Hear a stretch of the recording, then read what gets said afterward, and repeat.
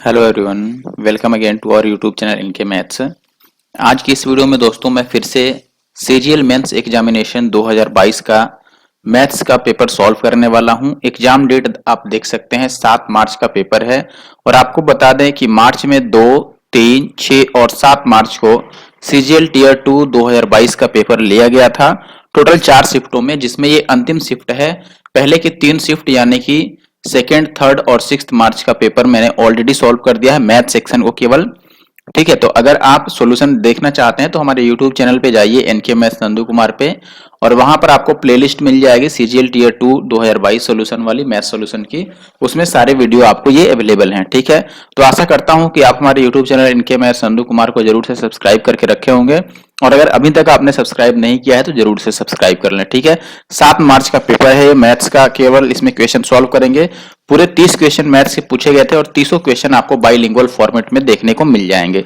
अगर आपको पीडीएफ चाहिए तो आपको पीडीएफ के लिए हमारा Telegram group NK maths Nandu Kumar join करना पड़ेगा, और अगर आप कुछ डाउट या फिर कोई और बात शेयर करना चाहते हैं मेरे से तो डायरेक्ट आप मुझे इंस्टाग्राम पे एनके मैथ्स सर्च करके और फॉलो कर लीजिए, और वहां मुझसे आप डायरेक्ट चैट कर सकते हैं। ठीक है, तो पहले क्वेश्चन से मैं स्टार्ट करता हूं। देखिए, जो पहला क्वेश्चन है अपने पास, फर्स्ट क्वेश्चन है how many kilogram of rice costing 60 पर KG, 60 rupees per KG must be mixed with 24 kg of rice costing 42 rupees per kg, so that there may be a gain of 12% by selling the mixture at 56 rupees per kg। 66 rupees 56 है actually में। देखो, ये question करने में जो सबसे easy तरीका आपको दिखेगा वो एलिगेशन का दिखेगा। ठीक है, अगर आपने एलिगेशन पढ़ा होगा तो ये तरीका जरूर आपको मालूम। एलिगेशन लगाने से पहले आप देखोगे, जैसे कॉस्ट प्राइस पे मैं एलिगेशन लगाऊंगा तो पहला जो है वो 60 रुपए पर केजी का है, तो पहला टाइप हो गया 60 रुपए पर केजी का। सेकंड टाइप जो है वो 42 रुपीज पर केजी का है। ठीक है, और फाइनल आपको यहां पर ये दिया गया है कि जो 42 रुपए वाला है वो 24 केजी लिया गया है। इसका आपको दिया गया है कि जो क्वांटिटी है वो 24 केजी, और 60 रुपए वाला का हमें बताना है। ठीक है, फाइनल प्राइस आपको निकालना पड़ेगा। देखो, फाइनल जो है 56 रुपए के रेट से बेचा जाता है, तो खरीदा किस रेट से गया होगा ये निकालना पड़ेगा, क्योंकि हम कॉस्ट प्राइस पे एलिगेशन लगा रहे हैं। तो 12% का अगर प्रॉफिट है, यानी कि 100 में खरीदा होगा तो 112 में इसने बेचा है, और 112 की वैल्यू अगर 56 है तो 2% की वैल्यू कितनी हो जाएगी? 56 दूना 112, 2% की वैल्यू 1 हो गई तो 100% की वैल्यू कितनी होगी? 100% हम कॉस्ट प्राइस मानते हैं। तो देखो, जब 2 को 1 बोल रहे हैं तो 100 को आधा कर दो, 2 का आधा है तो 100 का आधा 50, यानी कि कॉस्ट प्राइस 50 हो गया। तो बीच में आप 50 रख लो, मिक्सचर की कॉस्ट प्राइस 50 आ गई। इनको माइनस कर लो तो ये 8 आ गया आपको और ये 10 आ गया। अब यहां पे आप ये बात देख पा रहे हो क्वेश्चन में कि अगर इसको हम काटते हैं या नहीं भी काटो आप, तो देखो यहां पर दूसरा टाइप जो है वो है 24 केजी, दूसरा टाइप हमारा 10 है। ठीक है, 42 वाला। तो 10 की वैल्यू अगर 24 केजी दे रखा है तो 8 की वैल्यू कितनी होगी ये बात देखना है। यहां से 1 की वैल्यू 2.4 हो गया, तो 8 की वैल्यू 8 से मल्टीप्लाई कर दो, 8 चौके 32। ठीक है, और 8 दूना 16 और 3 19, तो 19.2 केजी, यानी कि ऑप्शन सी जो है वो सही आंसर है। सेकेंड क्वेश्चन की बात करें तो कह रहा है कि इन अ trapezium ABCD, AB and DC are parallel to each other with a perpendicular distance of 8 cm between them. Also AD equal to BC equal to 10 meter and AB is equal to 15 meter and this is less than DC. What is the perimeter of the trapezium? देखो, perimeter पूछ रहा है तो पहले मैं trapezium आपको बना के ही दिखाता हूं। ठीक है, बेसिकली मान लो जैसे कि मैं 1 मिनट रुक जाओ,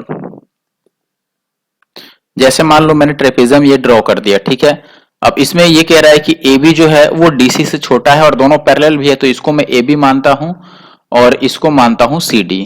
ठीक है, अब यहां पर देखना, मान लो इसको मैं P और इसको Q मान लेता हूं। क्वेश्चन में आपको ये साफ साफ शब्दों में बोला गया है कि AD और BC सेम है, तो AD अगर 10 है तो BC भी 10 हो जाएगा। AB 15 दे रखा है तो PQ भी आपको 15 हो जाएगा, और ये चूंकि परपेंडिकुलर डिस्टेंस है जो कि 8 दे रखा है तो ये 8 हो गया। अब ये 10 है, ये 8 है, तो ये कितना होगा? 6 होगा। कैसे? 3 4 5 का ट्रिपलेट आपको याद होगा, एक 5 का डबल है 10, एक 4 का डबल है 8, तो एक 3 का डबल 6 होगा, और चूंकि ये 6 है तो ये भी 6 हो जाएगा। अब पेरीमीटर आप निकाल लो, पेरीमीटर यानी कि परिमाप जो होता है उसका मतलब होता है भुजाओं का योगफल, सम ऑफ द साइड्स। तो जोड़ लो, यहां पे 15 है, ठीक है, ये 10 है, ये आपका टोटल 15 और 12 कितना हो गया 27, और ये हो गया 10। तो ओवरऑल लास्ट में 2 आ रहा है, तो ऑप्शन डी सही है। आप ऐड करके देख लेना 62 आता है या नहीं। अगर थर्ड क्वेश्चन की बात करें तो इसका वैल्यू पूछा, ये देख रहे हो ये वैल्यू सेम है, ये वैल्यू भी सेम है। तो ऊपर जो बन गया ये आपको ए क्यूब और प्लस बी क्यूब बन गया, जिसका फॉर्मूला आप चाहो तो लिख लो ए प्लस बी और into a square minus a b और प्लस बी स्क्वायर, ठीक है। और अगर अपॉन की बात करें तो इसके जो बट्टा में लिखा गया है ये स्क्वायर है, ये भी स्क्वायर है, और ये ए बी का फॉर्मेट दिख रहा है आपको, यानी कि ये देखो ए का स्क्वायर है, यहां पर मैं ए बोल रहा हूं 0.7 को और बी बोल रहा हूं 0.3 को, ठीक है। ए स्क्वायर और माइनस ए बी और प्लस बी स्क्वायर का फॉर्मेट दिख रहा है, तो इससे ये कट जाएगा, तो ये बस ए प्लस बी बचेगा, यानी कि ए 0.7 और बी 0.3 प्लस करोगे तो कितना आएगा 1, ठीक है। तो थर्ड का जो सही आंसर है वो है ऑप्शन बी। अगर फोर्थ क्वेश्चन की बात करें तो ये आपको दिया है 2x plus 3y equal to 17 and 2 to the power x plus 2 minus 3 to the power y plus 1 equal to 5। Then पूछ रहा है कि इसमें से कौन सा सही है, अब x और y की कौन सी वैल्यू सही है। तो हम ऑप्शन वेरीफाई कर सकते हैं, पहले तो 3 पुट करके देखो क्या ये 17 बनेगा। हालांकि ये मुझे लगता है कि इंग्लिश वाला गलत हो गया, क्योंकि हिंदी में यहाँ पे कुछ और दिया गया है और हिंदी वाला ही ज्यादा सही दिख रहा है यहाँ पर मुझे, ठीक है। तो इसको आप नहीं मान के चलो, ये चीज जो है ये वाला सही है, ठीक है। इन दोनों का यूज करो। तो ऑप्शन से अगर आप यूज करना चाहते हो, मान लो यहां 3 रख दें, तो 2 का क्यूब ये 8 बनेगा और 3 का क्यूब 27, प्लस करने पर 17 नहीं आएगा, ये ऑप्शन तो गलत हो गया, ठीक है। दूसरे को चेक करो, अगर 2 का पावर 1 रखते हो तो ये 2 ही बनेगा, और 3 का स्क्वायर करते हो तो 3 3 9, ठीक है। 3 का स्क्वायर करोगे तो 3 3 9 और 2 11, ये भी गलत हो गया ना। देखो ये सही तो होगा जबकि ये भी 3 आ जाए, क्योंकि अगर ये 9 है तो ये 8 चाहिए तो 17, तो ऑप्शन डी फिट बैठ रहा है यहाँ पर, ठीक है। ये गलत हो जाएगा, आप चेक कर सकते हैं, ठीक है, क्योंकि यहाँ क्यूब करोगे तो ये 27 ही आ जाएगा, क्यूब तो कभी भी y3 सही होगा नहीं, ऑप्शन के थ्रू हमने चेक कर लिया। नेक्स्ट क्वेश्चन कह रहा है आपके पास PQR can finish a work in 5 days 10 days and 15 days respectively, working alone P, अच्छा वर्किंग अलोन का मतलब हो गया, ये सेंटेंस यहीं पे खत्म है कि PQR जो है वो अलग अलग 5 10 और 15 दिन में अलग अलग काम कर सकते हैं अकेले अकेले। P और Q फर्स्ट डे काम करते हैं, P and R works on second day and P and Q works on third day and so on, ठीक है, till the work is completed, यानी कि जब तक काम पूरा नहीं होता तब तक ऐसा ही चलते रहता है। तो आपको बताना है कि काम कितने दिन में खत्म होगा। देखो पहले मैं PQR की बात करूं तो P जो है वो 5 दिन में, Q 10 दिन में और R जो है वो 15 दिन में काम कर सकते हैं। इनका जो एलसीएम बन जाएगा दोस्तों वो कितना बन जाएगा यहाँ पर 30 यूनिट। तो अगर टोटल वर्क 30 है तो 5 के हिसाब से ये 6 दिन ले लेगा, 10 के हिसाब से ये 3 दिन और ये 15 के हिसाब से 2 दिन, ठीक है। तो दिन यहां पर जो मैं लिख रहा हूं, ये जो मैंने ग्रीन कलर से लिखा है ये एफिशिएंसी है, यानी कि पर डे P ने 6 यूनिट का काम किया है, Q ने 3 यूनिट का और R ने 2 यूनिट का।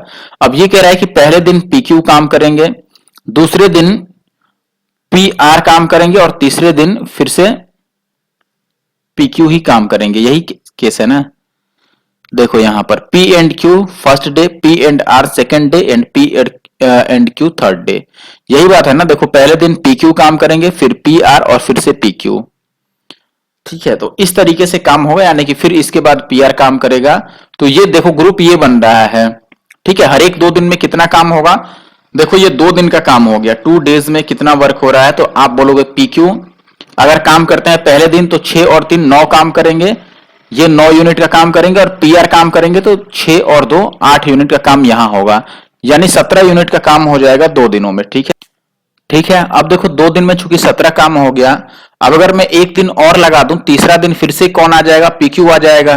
तीसरा दिन P और Q 6 3 9 काम और कर देंगे, तो 9 7 16 कितना यूनिट का काम हो जाएगा, 26 यूनिट का काम हो जाएगा 3 दिनों में, ठीक है। अब चौथे दिन की अगर बात करो तो अब 4 यूनिट का काम रह गया है बचा हुआ, क्योंकि 30 यूनिट टोटल काम था, 4 यूनिट का काम रह गया है, 26 यूनिट हो गया। तो और ये काम अब कौन से करेंगे भाई, P और R आके करेंगे। तो P और R पर डे 8 यूनिट का काम करते हैं, तो 8 से डिवाइड कर दो, यानी कि 1/2 आधा दिन और लगेगा। 3 दिन यहां पर और आधा दिन यहां पर, यानी कि 3.5 दिन, 3 और 1/2 जो कि 7/2 होता है। तो ऑप्शन ए जो है वो सही आंसर है। अगर मैं क्वेश्चन नंबर 6 की बात करूं तो उससे पहले ये मैंने प्लेलिस्ट का आपको एक ओवरव्यू दे दिया है कि हमारे चैनल पे कौन कौन से प्लेलिस्ट अवेलेबल हैं जो आपके सीजीएल 2023 या फिर सीएचएसएल 2023 के लिए काफी इंपॉर्टेंट है। अभी एक फॉर्म सिलेक्शन पोस्ट का भरा जा रहा है फेज 10 वाला, फेज 11 सॉरी नॉट 10, फेज 11 वाला। तो वो अगर आप फॉर्म भर रहे हैं तो उसके लिए भी ये सारे प्लेलिस्ट जो आपको दिख रहे हैं स्क्रीन पे काफी इंपॉर्टेंट होने वाले हैं। तो अगर आपने हमारा ये प्लेलिस्ट नहीं देखा है तो जरूर से जाके चेकआउट कीजिए। आगे बढ़ते हैं। क्वेश्चन नंबर 6 कह रहा है कि find the coordinates of the points where the graph 57x minus 19y is equal to इतना कट्स द ऑर्डिनेट एक्सिस। ठीक है, अब इस क्वेश्चन को करने का सबसे इजी वे क्या है, उपाय ये है कि हम ऑप्शन से वैल्यू पुट कर लें इसमें। जैसे आपको इक्वेशन दे रखा है 57x माइनस 19y, ये जो है ये 399 के बराबर है। तो पहला अगर मैं ऑप्शन चेक करता हूं तो ये x है और ये y है, फिर से ये x है और ये y है। तो देखो x 7 और y 0 रखने पर ये सेटिस्फाई होना चाहिए। तो x को अगर मैं 7 रखता हूं तो ये 57 इंटू 7 बनेगा और माइनस 0 हो जाएगा क्योंकि y 0 है। तो ये 57 को 7 से मल्टीप्लाई करोगे तो ये 399 आ जाएगा, यानी कि ये सही हो सकता है। अब y वाला वैल्यू भी चेक कर लो। y को अगर हम x को 0 और y को 21 रखें। अब देखो x को 0 रखोगे तो ये वाला पार्ट 0 हो जाएगा और माइनस ये 19 इंटू 21 आएगा। अब सबसे दिक्कत वाली बात क्या है कि ये नेगेटिव में वैल्यू आएगा, लेकिन यहां तो पॉजिटिव चाहिए, तो ये भी गलत हो गया, पहला ऑप्शन तो गलत हो गया। ये रख नहीं सकते हैं क्योंकि इसमें पहला वाला ही नेगेटिव है और हमें ये नेगेटिव चाहिए नहीं, क्योंकि जब y 0 पुट कर देंगे तो y वाला तो खेल इसमें से खत्म हो जाएगा ना, ये पूरा खत्म हो जाएगा, बस x ही बचेगा और वो नेगेटिव आना नहीं चाहिए। तो नेगेटिव वाला तो ऐसे ही ये दोनों गलत हो गया। अब c ही बचा है तो c सही हुआ, क्योंकि ऑप्शन ए ऑलरेडी गलत हो चुका है। सी को आप चेक भी कर सकते हैं। नेक्स्ट क्वेश्चन जो है अपने पास question number 7, Rajnish borrowed rate 1500 from a bank and repaid the entire amount with interest in 2 equal annual instalments, the first instalment being paid a year after Rajnish borrowed from the bank, यानी कि जब जिस साल में उसने बैंक से पैसे उधार लिए उसके नेक्स्ट ईयर ही, उसके खत्म होने पर ही मतलब इंस्टॉलमेंट पे किया पहला। If the rate of interest was 40% per annum compounded annually, then what was the value of each instalment paid by Rajnish. ठीक है, देखो 1500 रुपए का उधार लिया है और 40% यहां पर रेट लगता है और 2 बार में वो 2 इंस्टॉलमेंट में उसको पूरा चुकता कर देता। अब देखिए रेट चूंकि 40% है तो 40% का मतलब 40/100 हुआ, तो ये काटोगे आप तो 2/5 आ गया। इसका मतलब कि प्रिंसिपल और इंस्टॉलमेंट की मैं बात करूं, अगर मान लो 5 रुपए प्रिंसिपल है तो इंस्टॉलमेंट 2 रुपए ज्यादा देना पड़ेगा, यानी 7 रुपए पहले साल के अंत में। दूसरे साल के अंत में इसका स्क्वायर हो जाएगा, 5 का स्क्वायर 25 और 7 का स्क्वायर 49। अब देखो चूंकि दूसरे साल में इंस्टॉलमेंट 49 है तो पहले साल में भी ये 49 होना चाहिए, तो इसे 7 से और इसको भी 7 से हम मल्टीप्लाई कर देंगे। तो ये टोटल आ गया आपका 35 और ये तो 25 है ही। तो टोटल यहां से प्रिंसिपल कितना बन गया, तो आप इसको ऐड करोगे 35 को और 25 को तो ये 60 आ जाएगा। और हमारा टोटल प्रिंसिपल जो है वो 1500 है, तो 60 की वैल्यू जो है वो 1500 के बराबर आ गया। तो 25 छक्के 150, एक की वैल्यू 25 आ गई और जो हर एक इंस्टॉलमेंट है हमारा वो 49 का है। तो आंसर जो आएगा ये 25 इंटू 49 कितना हो जाएगा। अगर ये 50 रहता तो ये 1250 आ जाता, उसमें 25 कम यानी 1225। तो ऑप्शन बी सही आंसर है। ठीक है, आगे बढ़ जाते हैं। नेक्स्ट क्वेश्चन नंबर 8 जो है, एक क्लियरेंस सेल में एक दुकानदार 45% का डिस्काउंट देता है और सेल के दौरान अगर कोई व्यक्ति 330 रुपए में शर्ट खरीदता है तो अंकित मूल्य क्या था। देखो 45% का डिस्काउंट मिल गया, यानी 55% उसने पे किया जो कि 330 के बराबर है। तो 100% की वैल्यू क्या होगी, ये 5 से काट दो, इसी से काट दो, 6 बार में कटता नजर आ रहा है, तो 100 की वैल्यू 600 आ जाएगा। ऑप्शन ए यहाँ पे सही आंसर है 8 का। आगे बढ़ जाते हैं। क्वेश्चन नंबर 9 की अगर हम बात करें तो ये कह रहा है working for 10 hours per day 6 man can build a wall in a certain number of days. ठीक है, अब ये कह रहा है by working for how many hours या फिर minutes per day can 12 man build the wall in same days, यानी कि दिन उतना ही रहेगा। आपको ये फॉर्मूला पता होगा ना, M1D1H1 वाला, M1D1H1, ये जो होता है M2 D2 H2 के बराबर होता है। आप इसमें वर्क भी इंक्लूड कर सकते हो ऐसे। ठीक है, तो आप देखोगे कि 10 घंटे 6 आदमी काम कर सकते हैं, और यहां पर ये जितने दिन लगाते हैं, मान लो x दिन लगाते हैं, तो उतने ही दिन में तो अब दिन लिखने की जरूरत नहीं थी क्योंकि दिन दोनों साइड सेम है। अब यहां पर 12 आदमी काम करेंगे और कितने घंटे यहां पर काम करने चाहिए h, और दिन उतने ही हैं, तो ये x लिखने की जरूरत नहीं थी। इससे तो ये कट ही जाएगा, 6 दूना 12 और 2 पच्चे 10, तो 5 वैसे टाइम लग जाएगा। h की वैल्यू 5 घंटे यहां पर लगेंगे। ठीक, नेक्स्ट क्वेश्चन है, आपको बताना है यहां पर find the average of the following sets of numbers. देखो इनका एवरेज बताना है, तो चूंकि ये नंबर काफी पास पास नहीं है, दूर दूर ही कहे जाएंगे, तो ऐसे केस में मैं चाहूंगा, चूंकि शुरू के डिजिट्स दो डिजिट हैं वो अलग अलग हैं, तो डेफिनेटली हमें यहां पर सम अपॉन नंबर ही करना होगा। जो बेसिक फॉर्मूला है एवरेज का, that is total sum upon number of data. ठीक है, तो यहां पर देखो नंबर कितने हैं, ये 1 2 3 4 5 6 7 8 और 9, तो 9 से हम डिवाइड करेंगे और ऊपर इनका सम ले लो। अगर जोड़ते हो तो ये देखो 3 और 6 9 और 6 15 और 2 17 और 4 21 और 1 22 और 6 28 और 8 36 और 2 38, 3 आ गया, 3 और 9 12 और 5 17 और 7 24 और 3 27 और 3 30 और 9 39 और 9 48 और 9 57 और 8 57 और 8 हो गया 65। ठीक है, तो यहां पर आ गया अपने पास 5, फिर 6 रह गया, तो 6 के साथ अब ऐड कर लो। अगर 6 के साथ ऐड करोगे तो ये 6 और 6 12 और 4 16 और 8 24 और 5 29 और 29 और 9 38 और 6 44 और 5 49 और 3 52 और 6 58, तो ये 58 58 आ गया, और 9 से डिवाइड करो। अब देखो ये 9 छक्के 54, 6 से स्टार्ट हो रहा है और 6 से स्टार्ट होने वाला एक ही ऑप्शन है, तो बस इसको ऐड करने में ही जो टाइम आपको लगना है वो लगना है। ठीक है, आगे बढ़ते हैं। अगला क्वेश्चन कह रहा है कि A starts a business with 75,000 rupees and B joins the business 5 months later with an investment of 80,000. After a year, they earned a profit of this rupees. Find the share of A and B. अलग अलग share बताना है। अच्छा, आपको ये बात पता होगा कि पार्टनरशिप में जो शेयर बढ़ता है, डिवाइड होता है जो प्रॉफिट का, वो कैसे डिवाइड होता है, इन्वेस्टमेंट इनटू टाइम के रेशियो में। ठीक है, तो अगर मैं ए और बी की बात करूं तो ए ने 75 के रुपीज लगाया है पूरे 12 महीनों के लिए, और बी जो है वो 80 के रुपीज लगाया है कितने महीने के लिए, 5 महीने बाद आया, यानी कि 7 महीने के लिए। तो जो पैसा बटेगा वो इसी रेशियो में बटेगा, तो ये के तो ऐसे भी कैंसिल आउट होने वाला है, 16 पच्चे 80 और ये 15 पीछे 75, फिर ये 3 चौके 12 और ये 4 चौके 16, तो 7 चौके 28 रुपए अगर बी को मिलने हैं तो 15 तिया 45 रुपए ए को मिलेंगे। यही बात है, आप रेशियो भी चेक कर सकते हो कि 45 और 28 का आ रहा है कि नहीं।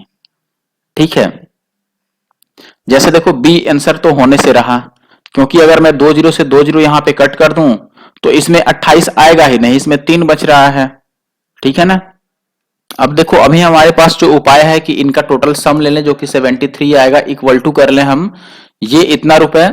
ठीक है, और इतना रुपए यहां पे लिख के 1 यूनिट की वैल्यू निकाल के सबसे मल्टीप्लाई कर लें, या फिर 49 जो है वो 9 का मल्टीपल है, तो हम 9 का मल्टीपल देख लें कौन सा बचा। जैसे ये देखो 8 4 12 और 2 14 नहीं होगा, ये देखो 5 4 9 हो जाएगा, ये 5 2 7 नहीं होगा, तो एक ही ऑप्शन इकलौता बचा, ऑप्शन सी।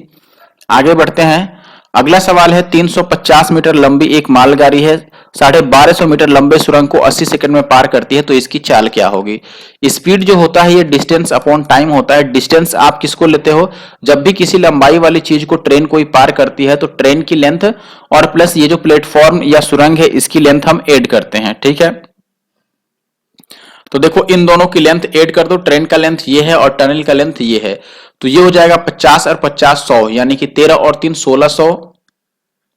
ठीक है, और डिवाइडेड बाई 80, तो ये 1 जीरो से 1 जीरो और ये 8 दूना 16, तो ये 20 आ रहा है, लेकिन किलोमीटर पर आवर में ले जाने के लिए 18/5 से मल्टीप्लाई करोगे, 5 चौके 20, तो 18 चौके 72 किलोमीटर पर आवर, यानी कि ऑप्शन डी जो है वो सही आंसर है यहाँ पे। ठीक है, एक एक्स्ट्रा क्वेश्चन इधर दिख रहा है, उसको भी मैं डिलीट ही कर देता हूं। ठीक है, चलिए आगे बढ़ते हैं क्वेश्चन नंबर 13 पे।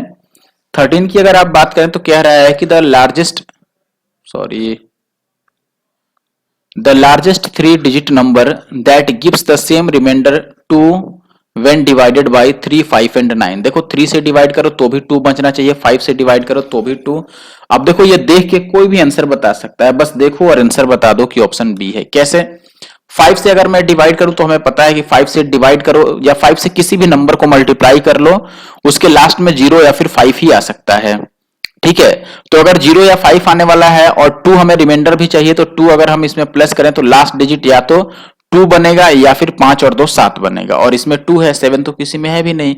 लेकिन इतना सोचने की जरूरत भी नहीं थी, आप 5 से डिवाइड करते, लास्ट डिजिट केवल चेक करते किसमें 2 बचेगा, इसमें बच जाएगा बस। आगे बात करते हैं। ये कह रहा है इसका बहुलक बताइए। मोड, कल ही मैंने बताया था कि मोड का मतलब जिसकी फ्रीक्वेंसी ज्यादा हो, जो सबसे अधिक बार आया हो, जो सबसे अधिक बार यानी कि मैक्सिमम टाइम जो लिखा गया हो। ठीक है, इसमें देखो 7 कितनी बार लिखा है, यहां पे है 1 2 3 4 5, यही आंसर होगा। इससे ज्यादा तो और, क्योंकि 5 ही यही हो गया भाई, 5 बार तो यही आ गया। ठीक है ना, आगे बढ़े अब। बाकी आप चेक कर लो, जैसे 5 देखोगे तो 5 कितनी बार आया है यहाँ पर, 1 बार और 2 बार, बस 2 ही बार आया है। 3 की बात करो, 3 1 ही बार आया है। 6 भी 1 ही बार आया है, तो ये सब होगा नहीं। क्वेश्चन नंबर 15 की अगर मैं बात करूं, a prism and a pyramid have the same base and the same height, find the ratio of the volume of prism and pyramid. Prism जो होता है इसका वॉल्यूम क्या होता है? प्रिज्म जो होता है, जैसे बेलन हो गया आपका, सिलेंडर, सिलेंडर का जो वॉल्यूम होता है pi R square, pi R square H होता है। पाई आर स्क्वायर यानी कि बेस का एरिया और इंटू का होता है हाइट। ठीक है, पिरामिड में जो वॉल्यूम होता है ये होता है 1/3 और बेस का एरिया और इंटू का हाइट। ठीक है, अब इसमें ये क्या कह रहा है कि उनका आधार यानी कि बेस और हाइट दोनों सेम ही है। अगर बेस सेम है तो बेस का एरिया भी सेम होगा और हाइट तो सेम है ही, तो ये 1:1/3 आ गया, जो कि 3:1 देगा, तो ऑप्शन सी सही है। ठीक है, 15 का जो राइट आंसर है वो होगा सी। 16 की बात करूं, if one of the interior angles of a regular polygon is 15/16 times of one of the interior angles of a regular decagon. ठीक है, then find the number of diagonals of the, देखो diagonals पे मुझे लगता है कि 2 मार्च को अगर छोड़ दें तो बाकी सभी दिन के पेपर्स में डायगोनल से क्वेश्चन पूछे गए हैं। अब देखिए, सबसे पहले हम डेकागन का निकाल लेते हैं कि जो डेकागन है इसका जो इंटीरियर एंगल होगा वो क्या होगा। इसका अगर मैं एक्सटीरियर एंगल की बात करूं तो ये हो जाएगा 360/n, यानी कि 10 डेकागन है तो 10 भुजाएं वाली हो गई। तो इसका एक्सटीरियर एंगल जो आ रहा है वो 36 डिग्री। तो इंटीरियर एंगल कितना होगा 180 और माइनस का एक्सटीरियर एंगल यानी कि 36, तो ये आ गया 144 डिग्री। ठीक है, अब आपको यहाँ पे ये बोला गया है कि जो समबाहुभुज है यानी कि जो रेगुलर पॉलीगन है उसका अंतःकोण, अंतःकोण का फॉर्मूला होता है n-2 इंटू 180/n। ये जो है ये 144 के बराबर हो गया। ठीक है, अब यहां से आप निकाल, 144 नहीं, 144 का 15/16 गुना है तो 15/16 कर लो, और यहां से n की वैल्यू पहले निकालना होगा। तो ये 15 से ये कट जाएगा ना, 15 एक बार में और 15 दूना 30 और 12 से 12 बार में, और ये 3 चौके 12, ये 4 चौके 16, तो ये हो गया आपका 4n और माइनस 4 दूना 8 और ये 3n, तो n की वैल्यू 8 आ गई। अब नंबर ऑफ डायगोनल्स क्या होता है n-3 और इंटू n और बाई 2, तो ये 8 रखोगे तो 8, 8 में से 3 गया 5 और बटा 2, तो 2 चौके 8 और 5 चौके 20 आ जाएगा, तो ऑप्शन डी सही है। फॉर्मूला यहां पर थोड़ा बहुत पता होना चाहिए आपको। यदि 2 एलईडी टीवी और एक मोबाइल, यदि 2 एलईडी टीवी और एक मोबाइल फोन की कीमत जो है वो 31,000 रुपए है, जबकि 2 मोबाइल फोन और एक एलईडी की कीमत 35,000 रुपए है, तो मोबाइल फोन की कीमत देखो 2 एलईडी टीवी, ठीक है, तो 2 टीवी और प्लस एक फोन, फोन के लिए मैं पी ही लिख देता हूं, ये 31,000 है। ठीक है, दिस वन इज के। ठीक है, आगे कह रहा है कि 2 मोबाइल फोन यानी कि 2 फोन और एक एलईडी टीवी, इसका कीमत जो है वो 35,000 रुपए है।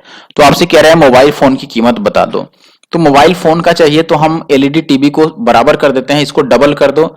अगर डबल करोगे तो ये 2t हो जाएगा और प्लस ये 2 दूना 4p और ये 35 दूना 70 के। इसमें से इसको माइनस करो, ये कट जाएगा, 4 में से 1 जाएगा, 3p और 70 में से 31 जाएगा तो कितना बचेगा? अगर ये 30 होता तो 40 बचता, लेकिन ये 39 के बचेगा, तो p की वैल्यू कितनी हो गई? 13 के 13,000 रुपए का एक फोन है। नेक्स्ट क्वेश्चन है what is the volume of a cylinder if the radius of the cylinder this and height. Radius height दिया है तो आप वॉल्यूम निकाल सकते हो, ये होमवर्क हो गया, इसमें कोई मुश्किल काम नहीं है। नेक्स्ट क्वेश्चन अपने पास देखते हैं एक मिनट यार, नेक्स्ट का मतलब इतना भी नहीं था। The median of a set of 11 distinct observations is this if each of the largest 5 observations of the set is increased by 3 then the median of the new set। ठीक है, अब आप एक बात समझो, मीडियन हम कैसे निकालते हैं। जैसे 11 यहाँ पे डिस्टिंक्ट ऑब्जर्वेशंस हैं, तो हमारा सबसे पहला काम होता है कि दिए गए ऑब्जर्वेशंस को असेंडिंग या डिसेंडिंग ऑर्डर में लिखना, आरोही या अवरोही क्रम में लिखना। अब लेट कि ये आरोही क्रम में लिख दिए गए यानी कि असेंडिंग ऑर्डर में, तो यहाँ पर टोटल नंबर कितना बना? नंबर ऑफ ऑब्जर्वेशंस ये 11 बन गया। और अगर ये ऑड है यानी कि विषम है, तो यहां पर हम मीडियन कैसे निकालते हैं? ये निकालते हैं आपका n+1/2वां टर्म, ठीक है, इतने नंबर का टर्म, या फिर आप कह लो यहां पर ऑब्जर्वेशंस, ठीक है, जो भी कह लो वो मीडियन होता है। तो चूंकि n की वैल्यू यहां पे 11 है, तो ये 11 अगर पुट करोगे तो 11 और 1 12/2, यानी कि जो 6 नंबर का 6th ऑब्जर्वेशन है आपका, वो क्या बनेगा? यहां पर मीडियन बनेगा। और 11 ऑब्जर्वेशन में आप देखोगे कि अगर हम असेंडिंग ऑर्डर में सजा करके रखे हैं दोस्तों, तो ये लेट से कि वो कुछ भी है, पहला ए है, दूसरा बी है, सी है, डी है, ई है, एफ है और जी है, एच है, ऐसे ये आगे बढ़ता चला गया और 11वां जो आएगा आपका वो के हो जाएगा लेट से रीजनिंग के अकॉर्डिंग। तो अब इसमें देखो कि जो छठा टर्म है हमारा, वो हमारा क्या है? मीडियन है। तो इसमें ये पहला, दूसरा, तीसरा, चौथा, पांचवा और 6th यानी कि एफ जो है ये मीडियन हो गया। और क्वेश्चन में ये कह रहा है कि देखो इसके बाद के 5 टर्म, क्योंकि ये तो छठा ही है, टोटल 11 टर्म है, तो सबसे बड़े टर्म तो आखिरी के 5 होंगे ना, आखिरी के 5 जो टर्म होंगे वो सबसे बड़े टर्म होंगे। तो आखिरी के 5 को आप बढ़ा लो कितना भी या कितना भी घटा लो, उससे क्या फर्क पड़ने वाला है? ठीक है, घटाने से फर्क पड़ सकता है, क्योंकि हमें फिर से इसको दोबारा वापस से इसका ऑर्डर सेट करना पड़ेगा, ठीक है। लेकिन अगर बढ़ा रहे हैं तो आप कितना भी बढ़ा लो, मीडियन तो यही रह जाएगा, क्योंकि जब बढ़ेगा तो ऑर्डर तो सेम रहेगा, सबको बराबर बराबर बढ़ा दोगे तो ऑर्डर सेम ही रहेगा और फिर भी निकालोगे मीडियन, तो जो छठा टर्म होगा 6th वाला वही मीडियन आएगा। तो मीडियन तो वैसे केस में सेम ही रहेगा, तो ऑप्शन ए यहां पर सही होगा। ठीक है, बात समझे कि नहीं समझे? नेक्स्ट क्वेश्चन है आपके पास, the angle of elevation of the top of a tower from the top of a building whose height is 680 metre is 45 degree and the angle of elevation of the top of the same tower from the foot of the same building is 60 degree, what is the height of the tower.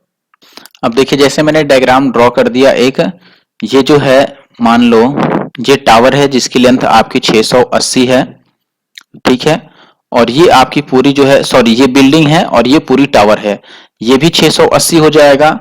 और ये आपको दे रखा है यहाँ पर 45 degree, इसको भी मिला लेते हैं यहाँ से, इसके टॉप का जो टावर के टॉप का बिल्डिंग के बॉटम पे एंगल है ये है 60 डिग्री का, फिर ये 30 बन जाएगा, राइट। अब ये 45 है, तो 45 के केस में आपको पता है, अगर इसको मैं 1 मानता हूं, चलो मैं दूसरे कलर से लिखता हूं, अगर मैं इसको 1 मानूंगा तो ये भी 1 होगा। 45 के केस में अगर ये 45 डिग्री है तो ये अगर x होता है तो ये भी x होता है, ये आपने पढ़ा होगा। तो ये 1 है तो ये भी 1 हो गया। अब चूंकि ये 1 है तो ये वाला भी क्या हो जाएगा? 1। और अब इस ट्रायंगल की अगर मैं बात करूं, ग्रीन वाले की, मैं जिसमें ग्रीन लाइन ड्रॉ कर रहा हूं, इसमें अगर मैं बात करूं 30 के सामने अगर 1 है तो 60 के सामने इसका √3 टाइम्स हो जाएगा, यानी कि ये पूरा √3 हो जाएगा। इसको हमने 1 ले ही रखा है और ये पूरा जो लाइन है ये √3 हो गया, ठीक है। तो 680 जो है ये कितना बच गया? √3 और -1, तो √3 - 1 की वैल्यू कितने आ गया आपके पास? 680। तो 1 यूनिट की वैल्यू आएगा 680 अपॉन √3 और -1। रेशनलाइज करोगे तो ये 680 और इंटू √3 + 1 और डिवाइडेड बाई, इसको √3 + 1 से मल्टीप्लाई करोगे तो a - b into a + b, यानी कि a² - b²। तो √3 का स्क्वायर 3 - 1 कितना होगा? 2। 2 से इससे काट लोगे तो ये आ जाएगा 340 और इंटू √3 और प्लस का 1, मैं यहां लिख देता हूं 340 और √3 + 1, ये आ गया कितना का वैल्यू भाई, 1 का वैल्यू आ गया। और हमें किसका वैल्यू निकालना है, ये पूरी लेंथ यानी √3 यूनिट का वैल्यू निकालना है, तो इसको √3 से मल्टीप्लाई कर दो, तो ये आ जाएगा 340 और इंटू √3 को √3 से करोगे तो 3 और +1 से करोगे तो √3। ठीक है, तो ये ऑप्शन सी में है। आगे बढ़ जाते हैं। जो नेक्स्ट क्वेश्चन है आपके पास वो है क्वेश्चन नंबर 21। देखो ये पूछा है आपसे साइन और प्लस कोसेक थीटा का whole square plus cos theta और सेक थीटा का होल स्क्वायर। अच्छा देखो यहां पर एक बात समझिए आप। अब देखिए यहां पे हम क्या कर सकते हैं, जैसे इसका होल स्क्वायर आप ब्रेक करोगे तो ये लिखोगे sine square plus cosec square और प्लस 2ab यानी कि 2 साइन इंटू कॉसेक तो 1 होता है तो उसे लिखने की जरूरत नहीं। इसका होल स्क्वायर करो तो ये होगा कॉस स्क्वायर थीटा, थीटा भी इनमें रहेगा। ठीक है, और प्लस सेक स्क्वायर थीटा और प्लस 2, क्योंकि 2ab जब लिखोगे तो कॉस और सेक 1 बन जाएगा। अब ये देखो sine square plus cos square होता है 1 और प्लस सेक स्क्वायर को मैं लिख देता हूं कि ये 1 प्लस कॉट स्क्वायर थीटा होता है और प्लस ये वाला 2 और ये वाला 2 4 हो गया और ये कॉस तो हमने साइन के साथ ले रखा है और सेक स्क्वायर को मैं लिख देता हूं 1 प्लस tan स्क्वायर थीटा। कोई दिक्कत नहीं होना चाहिए। 1 और 1 2 और 4 6 और 1 7 और प्लस आ गया tan स्क्वायर थीटा और प्लस कॉट स्क्वायर थीटा। ठीक है, तो ऑप्शन डी जो है वो सही आंसर हो जाएगा यहाँ पर। आगे बढ़ जाते हैं नेक्स्ट क्वेश्चन पे। अगला सवाल कह रहा है कि PQRS एक चक्रीय चतुर्भुज है यानी कि साइक्लिक क्वाड्रिलेटरल है। Angle P is 3 times of angle R and S is 4 times of angle Q, then the sum of S and R। देखो अगर चक्रीय चतुर्भुज है तो पहले मैं सर्कल ड्रॉ करता हूं। ये मान लो सर्कल हो गया। ठीक है, और चक्रीय चतुर्भुज होने का मतलब कि इसके अंदर एक इस टाइप से क्वाड्रिलेटरल है। लेट से इसका नाम हम रख लेते हैं कि ये हो गया P, ये Q, ये R और S। अब इसमें क्या लिखा है दोस्तों कि P जो है वो R का 3 टाइम्स है। P जो है R का 3 टाइम्स है यानी ये X है तो ये कितना है 3x है। और S जो है वो Q का 4 टाइम्स है। S Q का 4 टाइम्स है यानी कि ये Y है तो ये 4y है।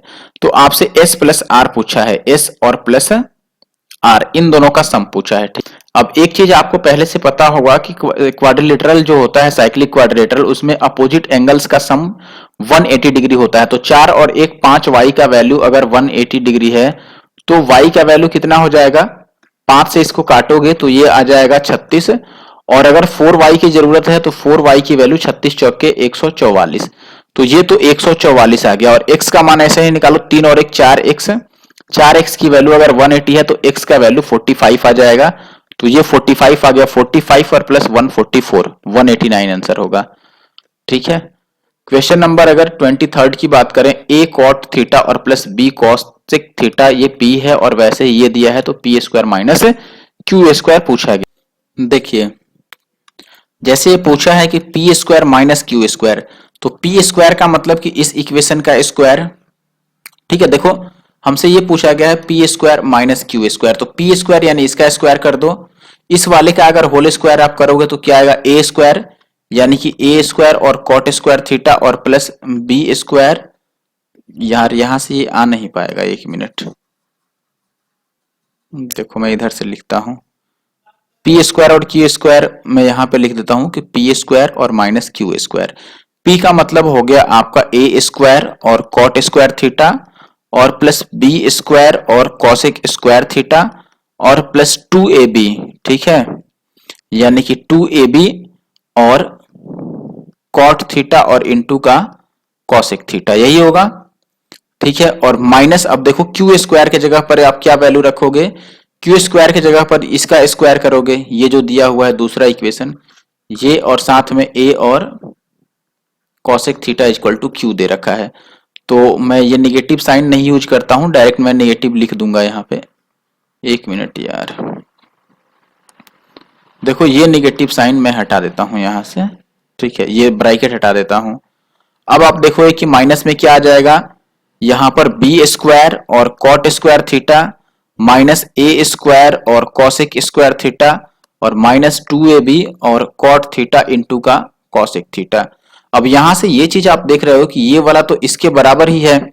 ठीक है। और कॉट वाले में से मैं कॉट को कॉमन ले सकता हूं और कॉसेक में से कॉसेक को कॉमन ले सकता हूं। तो कॉट अगर कॉमन ले लूं तो ये ए स्क्वायर माइनस बी स्क्वायर बचेगा और कॉमन हो जाएगा यहां पर कॉट स्क्वायर थीटा। ठीक है। और वैसे ही अगर मैं इसकी बात करूं, इसमें से बी स्क्वायर मैं कॉमन ले लूं तो यहां पर क्या बचेगा आपका, सॉरी कॉसेक स्क्वायर कॉमन लेना चाहिए था ना हमें, तो यहां रह जाएगा बी स्क्वायर और वहां रह जाएगा ए स्क्वायर और ये हो गया कॉसेक स्क्वायर थीटा। अच्छा, इसमें से अगर मैं माइनस कॉमन ले लूं, देखो इस वाले टर्म से, ये जो टर्म है इसमें से अगर मैं माइनस कॉमन ले लूं तो ये ऐसे बनता, देखो माइनस कॉमन लेने पे ये निगेटिव बनता और ये प्लस बन जाता और ये माइनस हो जाता। ठीक है। अब इसमें से मैं A square minus B square common ले लेता हूं, A square minus B square, ये कॉमन ले लूं तो ये बचेगा आपके पास कॉट स्क्वायर थीटा और माइनस का कॉसेक स्क्वायर थीटा, यही बचेगा। इसको भी देखो मैं A square minus B square अब ऐसे रहने देता हूं, A square minus B square और cot square minus cosec square कितना हो जाएगा, माइनस का 1। तो ये -1 से अगर इसको मल्टीप्लाई करोगे तो ये बी स्क्वायर पॉजिटिव और ए स्क्वायर निगेटिव हो जाएगा। और हमसे पूछा क्या गया था, P square minus Q square का वैल्यू पूछा गया था, जो निकाल के आया बी स्क्वायर माइनस ए स्क्वायर। तो ऑप्शन सी जो है वो सही है। ठीक है। 24th की बात करें तो x की वैल्यू ये दे रखा है, एक्स स्क्वायर की वैल्यू पूछ रहा है, तो ये 8 है, ये 11 है और ये 13 है, तो ये 6 आ गया और 6 का स्क्वायर 36 हो गया, तो ऑप्शन ए सही है। ठीक है। अब अगर हम बात करें 25 नंबर क्वेश्चन की, तो ये कह रहा है कि it is given that triangle ABC is congruent to triangle PQR. A B 5 है, बी 40 डिग्री है, ए 80 डिग्री है, तो कौन सा सही होगा। देखो ए 80 है तो इधर पी भी 80 होगा, लेकिन कोण की बात नहीं कर रहा है। अच्छा देखो दूसरा कोण बी 40 है यहां पर, तो क्यू भी 40 चाहिए। क्यों, अब यहां से हम दो चीज समझ गए, एक तो क्यू 40 चाहिए, तो क्यू जिसमें 60 है वो गलत हो गया, और दूसरा आप देखो कि ए 80 था, ये पहला 80 था, तो इसका भी पहला 80 होगा, यानी पी भी 60 नहीं हो सकता, पी तो 80 होगा। अब बचता है आर के लिए, तो दोनों में आर 60 ही है, तो ये दोनों ही सही हो सकता है। अब चेक कर लो पी क्यू 5 होगा या क्यू आर 5 होगा, तो इसमें 5 कौन सा दे रखा है, ए बी, ए बी यानी कि पहला का ये वाला दिया है 5, तो इसमें भी ये वाला 5 होगा, पी क्यू 5 होगा, यानी कि ऑप्शन बी जो है वो सही है। ठीक है। आगे बढ़ जाते हैं 26 की डायग्राम, आप इसमें डायग्राम बना के भी देख सकते थे, जिसकी उतनी जरूरत है नहीं। 26 नंबर में कह रहा है कौन सा 11 से कटेगा, 11 का डिविजिबिलिटी रूल लगा लो, ये 5 और 1 6, आप दो दो का डिफरेंस भी चेक कर सकते हो, 5 और 1 6 और 3 7 और 1 8 बन गया, ऐसे चेक कर लो, 2 और 4 6 और 4 10, तो ये तो नहीं कटेगा 11 से, एक मिनट, 5 और 1 6, 6 और 3 9, 9 और 1 10 आ रहा था ना, सॉरी यही 11 से कट गया, तो आगे अब चेक करने की जरूरत भी नहीं है, बाकी आपने रूल पढ़ा है तो चेक कर सकते हो। ये कह रहा है कि 20% of A plus B is equal to 30% of A minus B, तो ये कह रहा है कि percentage of B is equal to A. ठीक है, बी का कितना परसेंट ए के बराबर होगा, तो देखो पहले ए प्लस बी का 20%, यानी कि ए प्लस बी का 1/5 और ए माइनस बी का कितना भाई 30%, यानी 3/10, ये सेम है, तो यहां से a प्लस बी और बाई ए माइनस बी, ये कितना आ जाएगा आपका, ये उधर जाएगा, या 5 दूना 10 काटे 2, तो ये आ गया 3/2। ठीक है। अब यहां से एक चीज आपसे पूछ रहा है कि बी ए का कितना परसेंट हो, यहां से अगर ए बी जानना है तो दोनों को हम प्लस कर देते हैं, अगर हम प्लस करेंगे तो देखो बी और बी कट जाएगा, दोनों को जोड़ोगे तो ये 2 टाइम्स ऑफ ए आएगा, यही बात है ना, तो 2 टाइम्स ऑफ ए कितना हो गया आपका 3/2, या फिर हम ऐसे रख सकते हैं, एक को 2 और एक को, एक मिनट, प्लस करने से अच्छा है कि कंपोनेंडो डिविडेंडो अप्लाई कर दें, क्यों सी एन डी, एक बार प्लस करके ऊपर लिखो और माइनस करके नीचे लिखो, अगर इनको प्लस करोगे तो ऊपर 2a आ जाएगा, माइनस करोगे तो नीचे 2b आ जाएगा, और ये 3 और 2 5 और बटा 3 में से 2 गया 1, ये 2 2 कट जाएगा, तो a बाई बी जो आ गया ये 5/1 आ गया। अब a यानी 5, b यानी 1 का कितना परसेंट हुआ बताओ, 500%, ऑप्शन बी सही है। आगे बढ़ जाते हैं, अगला सवाल कह रहा है कि 4 डिजिट नंबर ये जो है ये डिविजिबल बाई 7 है, तो y की वैल्यू क्या होनी चाहिए कि ये 7 से कट जाए, 7 से डिवाइड कर लो पहले, ये 7 छक्के 42, 4 बचा और 3 7 छक्के 42, तो 1 और y बचा, अब 1 पर क्या रखोगे कि 7 से कट जाएगा 4, तो ये 14 बन जाएगा ना, तो 4 यहां पर सही आंसर है। अगला सवाल आपसे पूछा गया है कि A sum triple itself in 9 years at simple interest. Find the rate of interest. Triple होने का मतलब क्या है? ठीक है, साधारण ब्याज पर 3 गुनी हो जाती है, यानी कि 1 से वो कितनी हो जाएगी 3। तो सिंपल इंटरेस्ट कितने का मिल गया? 2 का मिल गया। यही बात है। रेट कैसे निकालते हो आप? SI यानी कि 2 इंटू 100 बाई P 1 माना है इंटू का टाइम 9 साल। तो ये आ गया 200 और बटा 9। 200 बटा 9 क्या होता है? 22 सही समथिंग। तो 22 से शुरू होने वाला एक ही ऑप्शन है। आगे बढ़ जाते हैं और आखिरी क्वेश्चन पर आ जाते हैं। आखिरी क्वेश्चन जो है अपने पास ये कह रहा है कि a person can hit a target 5 times out of 8 shots. ठीक है, 8 शॉट लगाता है तो 5 बार हिट कर ही देता है। If the fires 10 shots, if he fires 10 shot, what is the probability that he will hit the target twice, यानी कि 2 बार टारगेट हिट करेगा। अब ये थोड़ा सा अच्छा क्वेश्चन पूछ लिया। यहां पर आपको बर्नौली वाला ट्रायल याद होना चाहिए। बर्नौलीज ट्रायल क्या होता है?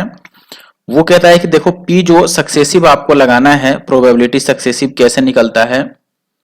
NCX, ठीक है, C जो कॉम्बिनेशन परम्यूटेशन कॉम्बिनेशन आपने पढ़ा होगा अगर तो, ठीक है, और फिर P to the power X और Q to the power N minus X। यहाँ N का मतलब टोटल नंबर से है, ठीक है, और N का मतलब X का मतलब कितनी बार ये पूछा है, कितनी बार निशाना लगाना है। जैसे 2 बार तो X का वैल्यू 2 हो गया। ठीक है, X में सही से लिख देता हूं, ये दिस इज X।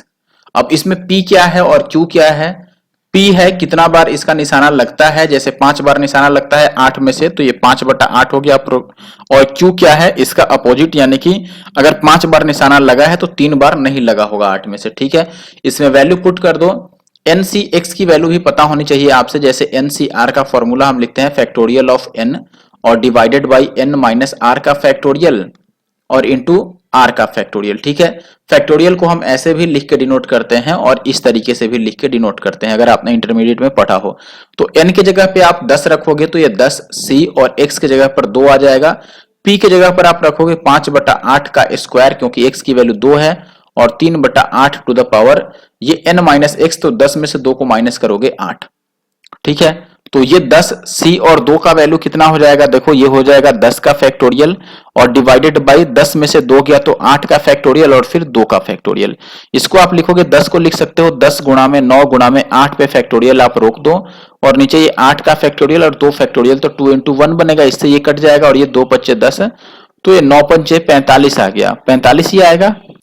अब देखो जैसे मान लो इसके बदले में मैं रख दूं कि ये आ गया 45, और ये 5 का स्क्वायर 25, और ये 3 का स्क्वायर 3 के ऊपर 8 रहने दो, और नीचे ये 8 का स्क्वायर और यहाँ 8 का पावर 8, तो टोटल ये 8 के पावर 10 बन गया। अब ये बन गया 45 गुणा में 25 यानी कि 1125, और गुणा में 3 टू द पावर 8 और divided by 8 to the power 10। तो ये ऑप्शन डी में है, तो ऑप्शन डी सही है। ये पहली बार क्वेश्चन ऐसा एसएससी में आया है, तो आप ये याद रख लेना कि आगे अब ये रिपीट हो सकता है। ठीक है, तो बस ये आखिरी वीडियो था दोस्तों CGL मेंस पेपर सोल्यूशन का, मैथ सेक्शन का। ठीक है, पूरे 4 शिफ्टों को मैंने सॉल्व कर दिया है। वीडियो अच्छा लगा है तो जरूर से आप लाइक और कमेंट करके जाएं। Thank you for watching the video.